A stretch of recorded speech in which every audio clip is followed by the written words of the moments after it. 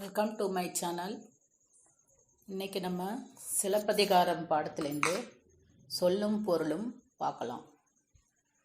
திங்கள் நிலவு நிலா, கொங்கு மகரந்தம், அலர் மலர்தல், திகிரி ஆணை சக்கரம், பொற்கோட்டு பொன்மயமான சிகரத்தில், மேரு இமயமலை, நாமநீர் அச்சம் தரும் கடல், அழி கருணை.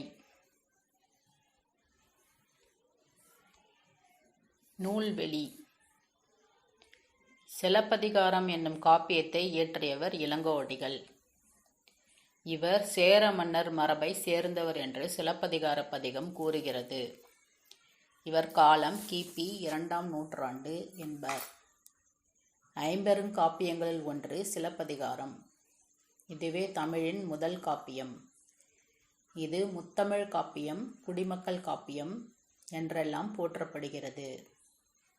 சிலப்பதிகாரமும் மணிமேகலையும் இரட்டை காப்பியங்கள் என்று அழைக்கப்படுகின்றன. சிலப்பதிகாரத்தை எழுதியவர் இளங்கோவடிகள். இவர் சேர மன்னர் மரபை சேர்ந்தவர் அப்படின்னு சிலப்பதிகார பதிகத்தில் சொல்லியிருக்கு.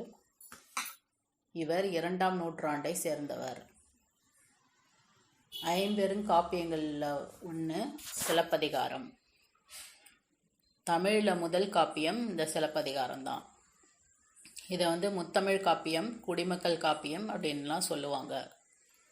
சிலப்பதிகாரமும் மணிமேகலையும் இரட்டை காப்பியங்கள் அப்படின்னு சொல்கிறாங்க.